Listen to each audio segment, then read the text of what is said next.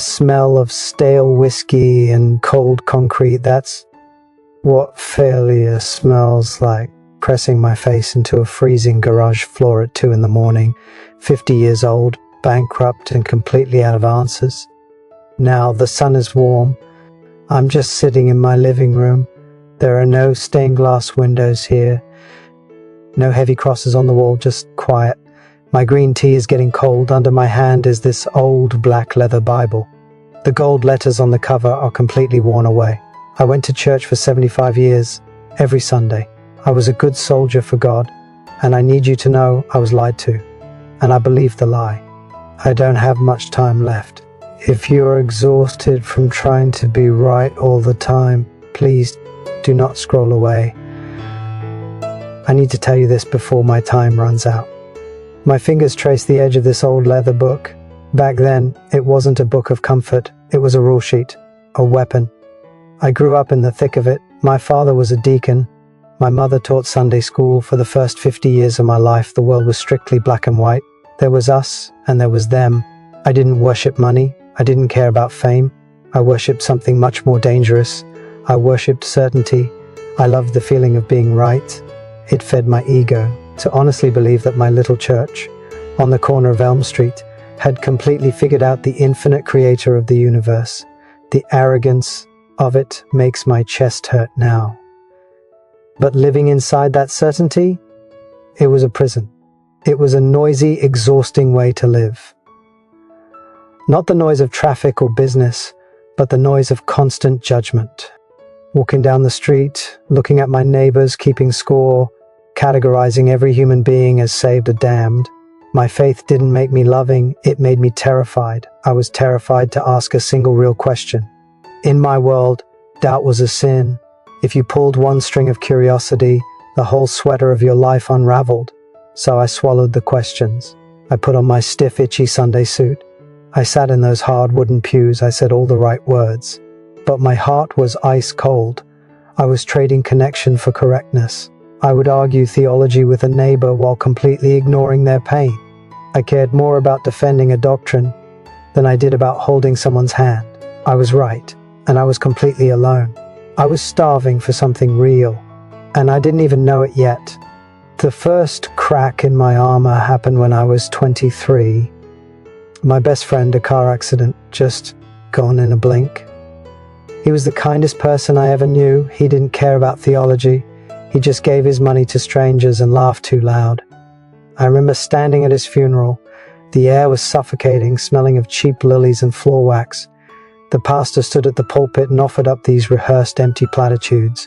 "It's all part of God's plan," he said. "He is in a better place."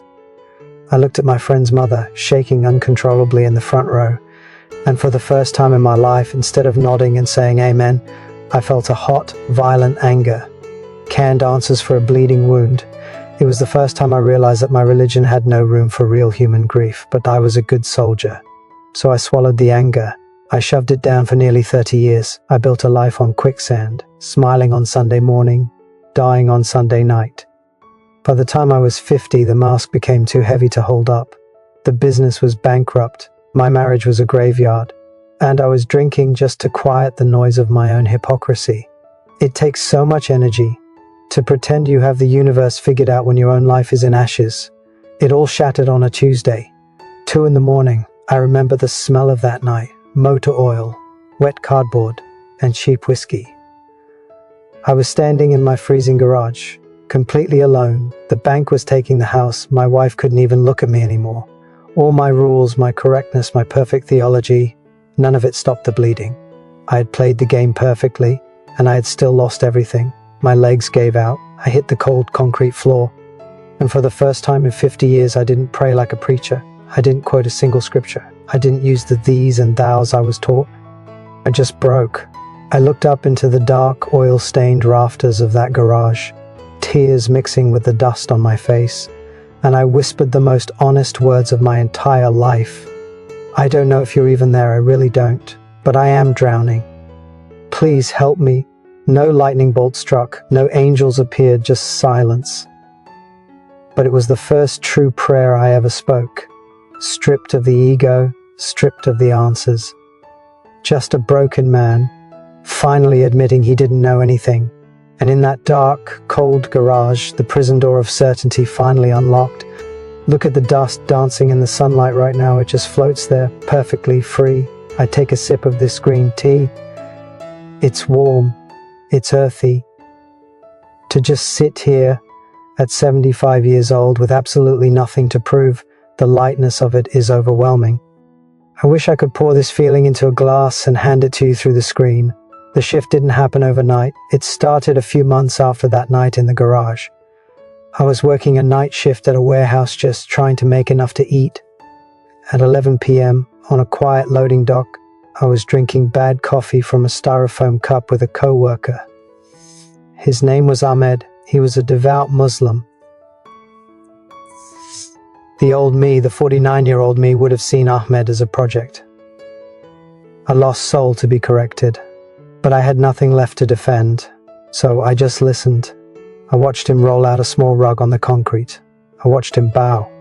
And when we talked, he described his faith, the sense of absolute awe, the submission to something too vast to understand, the desperate hunger for peace.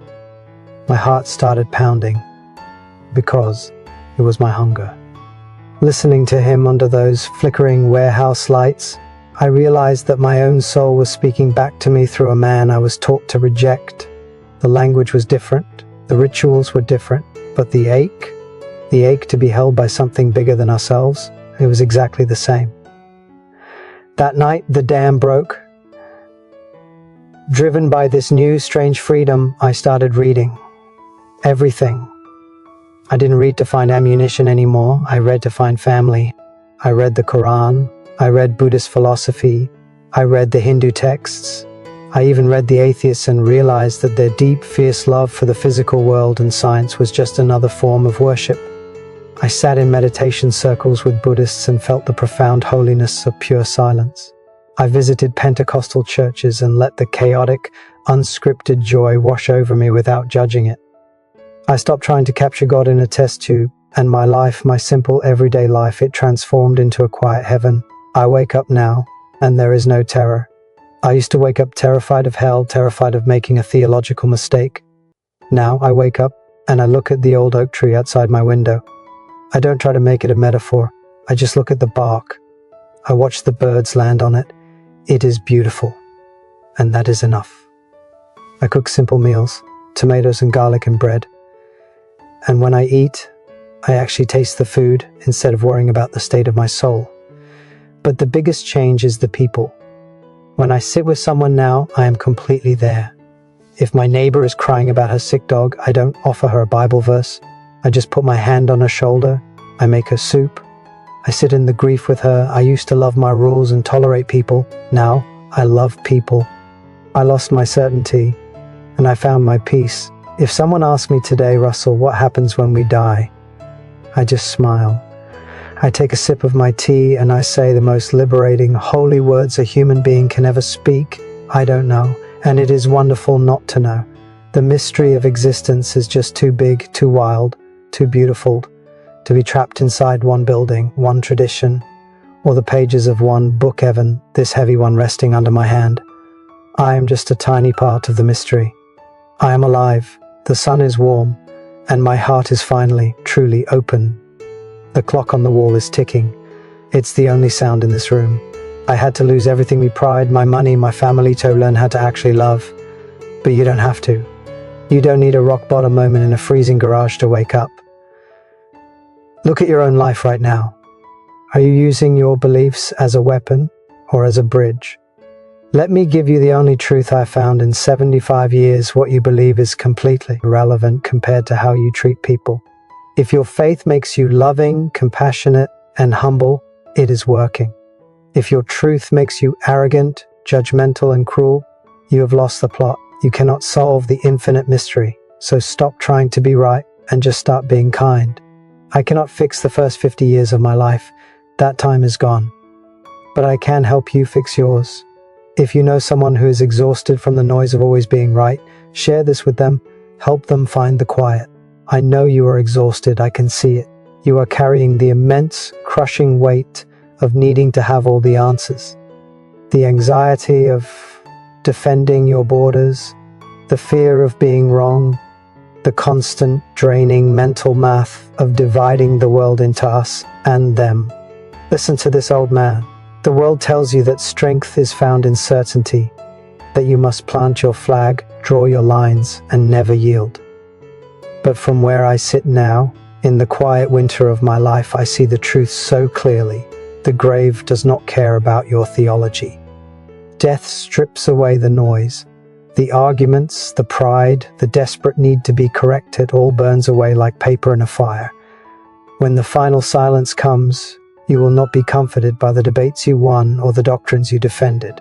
Only one thing remains true at the end: connection, love. We are finite creatures trying to hold an infinite mystery. It is not a puzzle to be solved, my friend. It is an ocean to float in.